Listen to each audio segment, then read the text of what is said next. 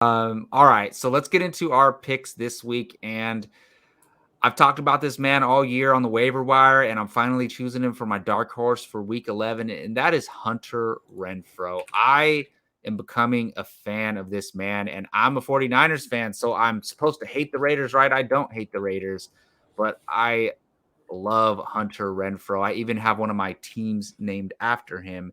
He's been so solid. Other than week 6, he's giving you 10 fantasy points every single week at least. And you can't even say that about some of the top guys. He's giving you at least 10 fantasy points every single week other than week 6. The last 2 weeks in full PPR, he's giving you 17.9 and 17.6.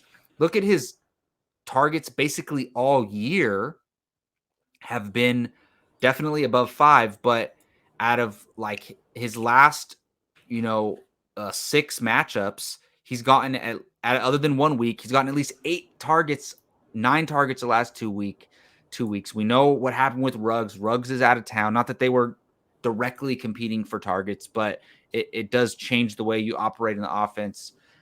He's always been solid all year, and I think this game against the Bengals is going to be a shootout, and they're going to need Hunter Renfrow.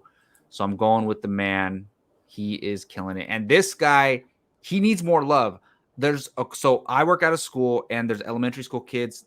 This one kid always talks to me about the Raiders every week. He's like, "Oh, they lost this week. They won this week," and he knows who Josh Jacobs is. He knows who Darren Waller is, and I'm like. And one day I asked him, I was like, "Do you know who Hunter Renfrow is?" And he's like, "Who?" I was like, "Hunter Renfrow." And he's like, "No." And I was like, "Dude, he's a really good wide receiver on your favorite team. Like, you got to know about who he is." So this man needs to, Las Vegas, they need to market him more or something. He's a beast. Love him. I hate to put the stereotype on it, but it took a couple years to get around Wes Welker and a couple years around Julian Edelman, and Yeah. it's going to take this year to get around Hunter Renfro. But as you say this, I just shake my head in disappointment because remember we talked about it week 2, week 3, and I hate playing with Raiders fans because every wide receiver from the Raiders was rostered, Even like their and fifth string wide receiver. I'm just like, dude, Renfro is my guy, and I'm wishing him. I wish I had him on a couple teams right now. Awesome pick, awesome, love him.